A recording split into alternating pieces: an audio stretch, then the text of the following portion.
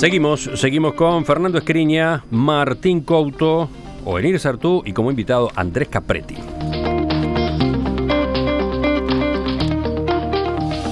La justicia procesó con prisión a un joven de 19 años por el asesinato del taxista Paulo Petrone, de 44 años, que tuvo lugar el viernes pasado a las 4 de la tarde. El juez del caso, Carlos García, confirmó que el joven fue procesado por un delito de homicidio muy especialmente agravado y rapiña especialmente agravada en reiteración real. A su vez, un adolescente de 15 años todavía se mantiene a disposición de la jueza de menores Patricia Borges, que no ha resuelto sobre su procesamiento. Pero este no fue el único hecho de violencia grave ocurrido durante el fin de semana. El sábado de la noche, 2 delincuentes ingresaron a una pizzería ubicada en el barrio Nuevo París. Si bien el dueño del comercio no opuso resistencia, uno de los hombres le disparó en el pecho y provocó su muerte pocas horas después. Estos episodios, sumados a la muerte de la docente Diana Gonet, asesinada el domingo 16 frente a una fábrica de pastas, siguen engrosando las cifras de homicidios que recoge el Ministerio del Interior. Para los primeros 6 meses del año, ya el índice había mostrado un incremento con respecto a años anteriores.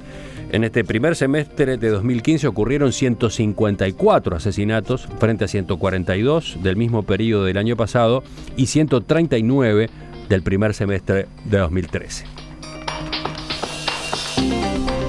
¿Cómo se plantan ustedes? ¿Cómo van siguiendo ustedes este tipo de noticias? Yo creo que esta situación se fue de las manos.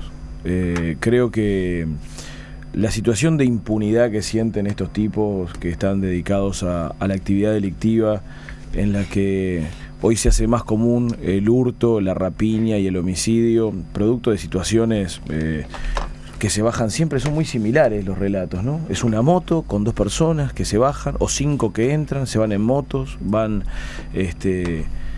armados. Y cuando uno mira cuál es la respuesta del Ministerio del Interior frente a esto, siempre encuentra la misma. O es un ajuste de cuentas, o tiene que ver con resoluciones de criminalidad entre criminales. La historia es cuándo solucionamos este problema. Creo que la impunidad que sienten los delincuentes que están en esta situación es producto de que no sienten la autoridad. Porque quien hace ese tipo de actividad, como que venimos escuchando todos los días un hurto, un robo, una rapiña. Yo miraba justamente el material del Observatorio de Delincuencia, y cuando uno suma todos los delitos de este primer semestre, se encuentra con una cifra de 95.078 entre rapiña, hurto, copamiento, lesiones. Creo que es un poco alto el número. Y creo que eso tiene que ver con el poco respeto que hay hacia la autoridad, que es la policía. Una policía mal paga, de la que no puede hacer marchas porque no pueden, como los docentes, parar porque tienen que seguir haciendo, tienen que seguir cumpliendo su motivo de seguridad. Y aparte con una policía que no tiene toda la infraestructura que necesita para trabajar. Yo quiero decir que hace 2 semanas a mí me apuntaron con una pistola en la cabeza para asaltarme. Estoy, gracias a Dios, contándolo. Y cuando llamo a la policía, a la seccional 14, el propio policía me dice: mire, hay 2 móviles nomás, nosotros no nos vamos a meter dentro del cante a buscar a los tipos porque no estamos regalados. Esa es la policía que tenemos hoy, lo puedo contar en carne propia. Hay gente que lamentablemente no lo puede hacer. Martín. Sí, yo creo naturalmente, si hablamos de los hechos concretos, son lamentables y no corresponde otra expresión. Creo que para resolver este problema, primero no podemos considerar que esto se resuelve ya y desde hoy, porque son procesos largos, muy largos. Fernando hoy hablaba de los cambios culturales en nuestra sociedad, y yo comparto que son procesos además mucho más difíciles de revertir. Creo que la primer cosa que uno puede hacer desde un medio de comunicación es no generar alarma. Nosotros no estamos ante un caos nacional. Entre otras cosas, ¿por qué? Porque si la gente tiene miedo y nosotros aportamos a incrementar ese miedo, la gente se retira del espacio público, y lo que queda en el espacio público es gente temerosa que huye de ese lugar y el espacio ideal para que la delincuencia tenga cada vez más lugar. La policía está mal paga, por supuesto que está mal paga. De todos modos, Martín, los números son números, ¿no? Sí, claro, los números dicen que... La tendencia creciente esta que muestra la cantidad de homicidios es un dato que a cualquiera le llama la atención y le preocupa, ¿no? Sí, pasamos de una tasa de cada 100.000 habitantes de 4.0 2013, 4.1 2014 y 4.4 2015. También es justo decirlo que el mismo informe del Ministerio del Interior, que además estamos todos tomando por suerte los datos del Ministerio del Interior sin cuestionamientos en el medio, eso es un avance, dice que el 43% son ajustes de cuentas. ¿Qué quiere decir o para qué sirve este número del 43%? Bueno, para abonar en la teoría de que no estamos viviendo en el lejano oeste, digamos, que hay un 43% de asesinatos que no son para robar una cartera o que no son para robar una casa o un auto.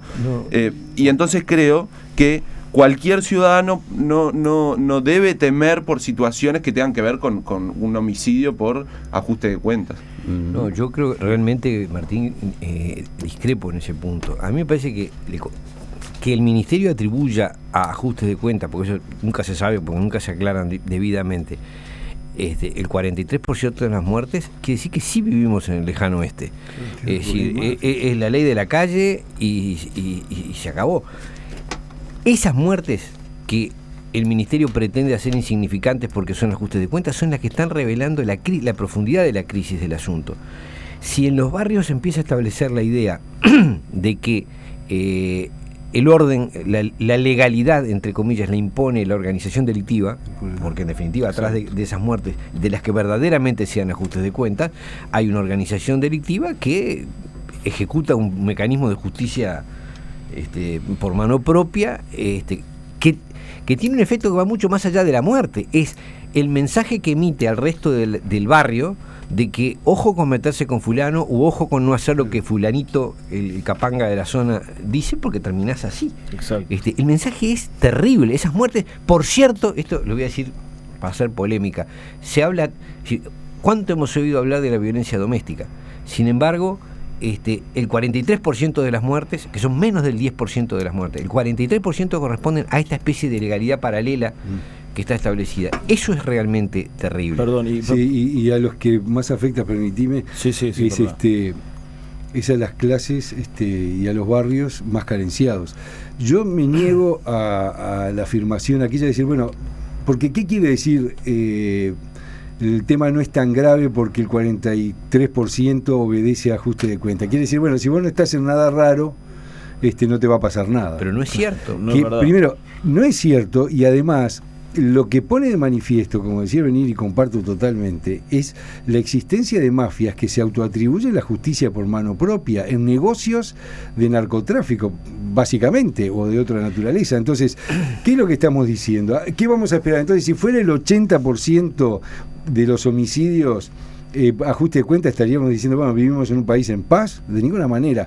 Aquí hay un problema que ha aumentado la cantidad del delito, pero fundamentalmente, y quiero insistir en esto, ha aumentado la calidad del homicidio, ha aumentado, digamos, ese aspecto cultural que yo señalaba, donde quien roba o quien delinque no lo hace por una necesidad económica, lo hace porque el delito se ha transformado en su medio de vida. Entonces, naturalmente que hay que combatir las causas del delito, pero hay que combatir también el delito. ¿Por qué? No porque la seguridad sea un fin en sí mismo, que lo es en alguna medida, es porque la seguridad es lo que nos permite ser libres. Es decir, cuando lo que está en juego es la seguridad, en realidad lo que peligra es la libertad, porque por el único bien que un ser humano está dispuesto a entregar su libertad es a cambio de seguridad, y no me refiero solo a la seguridad ciudadana, lo vimos en la historia de las ideas políticas, cuando en definitiva la gente entregaba su libertad a cambio de la seguridad social, por ejemplo, y gozar en una sociedad sin clases, etcétera.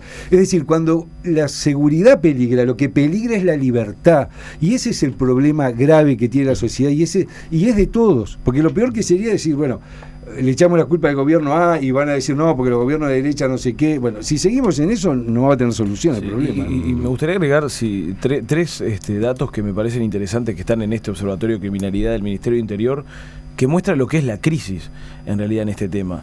Un 62% de los que cometieron homicidios no tenían antecedentes. Quiere decir que son nuevos homicidas. Quiere decir que por primera vez... O no los habían agarrado.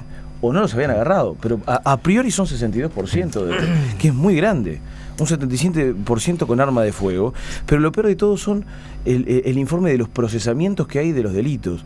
Cuando uno mira que hubieron 10.534 rapiñas y 510 procesados, ¿no? Uno está hablando del Ministerio del Interior por un lado y del Poder Ejecutivo por otro.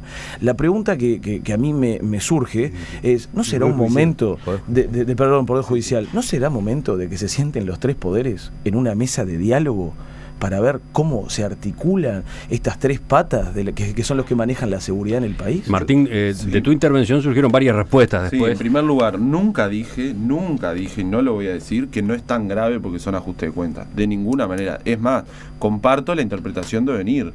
Estamos ante una situación grave porque la gente, para resolver conflictos, deja de elegir el sistema judicial u otro tipo de mediaciones por fuera de los poderes formales y elige el delito y en particular el asesinato. Lo que sí estaba tratando de decir, y creo, me parece fundamental si queremos resolver el problema de la violencia, de la criminalidad y de la convivencia, no podemos salir con un discurso de miedo diciendo es gravísimo y entonces yo ahora salgo de la radio y no sé si voy a llegar a mi casa. No, bueno, a ver, hay situaciones delictivas, pero yo salgo de la radio y es altísimamente probable, casi 100% probable, que llegue a mi casa. ¿Por qué digo esto además? Porque para resolver el problema de la convivencia necesitamos recuperar el espacio público, y lo otro que no podemos seguir haciendo, y el Frente Amplio también lo ha hecho, y me enoja también que el Frente Amplio haya caído en eso, es como se intentaron soluciones y la oposición empezó a gritar caos, se volvió a la receta a aumentar las penas, se volvió a hablar de la autoridad y la mano dura, cuando está completamente estudiado que no hay un tipo de elección racional en el delincuente que calcule la cantidad de pena, por lo menos no para empezar a delinquir. Después lo que sí puede haber en algunos delitos con un tipo de delincuencia muy organizada, por ejemplo los secuestros, ha pasado en otros países, si el delito de secuestro tiene una pena mayor que el delito de asesinato, en general terminan matando a la víctima, pasó en otros países, y entonces ahí sí, pero solo en esas situaciones hay un cálculo, entonces una elección racional de los delincuentes vinculado a la pena. ¿Está planteando si no, no que lo hay. En seguridad entonces están haciendo las cosas bien? No, al contrario, a ver, si se quiere, porque también está la otra, decimos, lo tenemos que resolver todo. Si ustedes están... Y el miedo de la gente es de los medios, no es porque la gente, tampoco. Cuando uno sale y pregunta, lo puede hacer cualquier docente en una clase, a jóvenes, se lo puede preguntar en lugares donde hay mucho público, ¿a cuántos de acá les han robado? Sí, yo estoy diciendo... Creo que la gran mayoría levantan la mano. Creo que toda la mesa recordará que acabo de decir que de las críticas que estoy haciendo, muchas le caben al Frente Amplio. Estoy diciendo lo que estoy diciendo. Me da la impresión que siempre es el tema de los medios, es el tema de la alarma que uno genera y no de la realidad. De los comunicación esta vez, porque digo, si se va a responder... Apareció, sí, el tema apareció, sí. Claro, pero estoy diciendo, hablando generando alarma, de la responsabilidad nuestra, porque estoy ahora hablando en un medio de comunicación. Si yo termino diciendo esta intervención, que no sé si me van a matar o no en la puerta de la radio, bueno, flaco favor le hago a resolver el problema de la convivencia que tiene el país. Un poco en la línea de Martín, o de alguna de las ideas que planteó Martín, viene este mensaje que es uno de los tantos de los oyentes, el de Paulo. Yo dejaría de culpar a la policía y pondría el foco en la ciudadanía. Hemos perdido el espacio público, solo existe el espacio individual. Ya nadie se preocupa por el otro. No importa si un chico del barrio anda en cualquiera, ningún vecino hace nada. No importa que te subas al ómnibus en muletas, nadie te cede el asiento. No importa si te rapiñan en la calle, todos miran al contrario. Eso es lo que nos está pasando. Es parte del cambio cultural. Quería agregar simplemente esto porque en el otro extremo, para completar el razonamiento. Lo peor que le puede pasar al debate de la seguridad es mano dura sí o mano dura no. Yo estoy de acuerdo con Martín en ese aspecto. Porque también, ¿cuál es el riesgo de la situación de inseguridad? Que justamente la ciudadanía empieza a pedir mano dura. ¿Y en qué termina la mano dura? Ojo que no termine en el gatillo fácil, etcétera. Entonces, es muy importante mantener la institucionalidad, la credibilidad en el Ministerio del Interior y en la policía. Es muy importante mantener la credibilidad en el Poder Judicial, como aquí se ha dicho, esa necesidad de un diálogo permanente. Que la sociedad sienta que no se tiene que armar, no prohibirle que se arme, que sienta que va a estar segura tanto con los delincuentes como con la política de seguridad que se lleva adelante. El tema es muy delicado y muy complejo. No alcanza con decir autoridad mano dura, porque detrás de eso vienen cosas muy complicadas y viene el poder de quien tiene el arma. Por parte del Estado. Y en realidad lo que hacemos los ciudadanos es en delegar en la policía y en el viejo concepto liberal, ¿verdad? El individuo, uno de sus derechos podría ser estar armado, pero ¿qué hemos optado? Por delegar en una fuerza que nos proteja a todos para que podamos todos, limitando la libertad de cada uno, gozar de la libertad en la cuota parte que nos corresponde. Y ese es el sentido profundo que tiene el debate de la seguridad. Yo diría que, junto con la educación naturalmente, pero la seguridad es uno de los debates quizá más importantes donde nos tenemos que sacar las etiquetas partidarias, porque es un problema que le estamos dejando a las sociedades que vienen, y va a ser cada vez más grave. Yo estoy convencido de que acá hay un problema de violencia que tiene infinitas manifestaciones, ¿no? Vamos a decir, esto lo experimenta cualquiera. Uno sale a la calle manejando. Si fueras a hacer una estricta defensa de tu sentido de no ser agredido, terminas a las piñas o a los balazos seguro, día por medio, sí. Porque es permanente el insulto, la agresión, el tirarte el auto arriba, viene el peatón, le aceleran para que el tipo corra y le hacen un finito. Es un nivel de agresividad impresionante. Y hablamos del tránsito en el centro, ya no estamos hablando de la convivencia en lugares aún más complicados.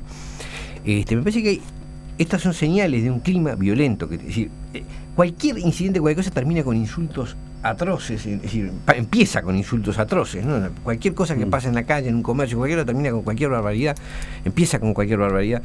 Entonces, claro, el desarrollo de la violencia está boyando en la sociedad. Y paralelamente hay un discurso que ha tenido mucha fuerza desde el gobierno y desde los organismos de control, que es el discurso de la no represión, es decir, un poco el discurso abolicionista, ¿no? En el sentido de que es enemigo de la sanción, enemigo de la pena. Yo veo que el problema con ese discurso es que no tiene una respuesta alternativa. Claro. ¿Tá?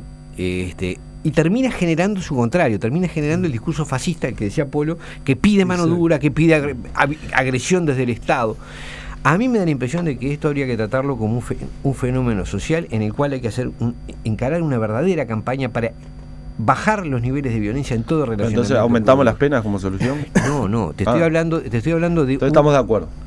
No sé si estamos de acuerdo, porque no creo que minimizar la existencia de los problemas ayude o evite que venga la mano dura. Yo creo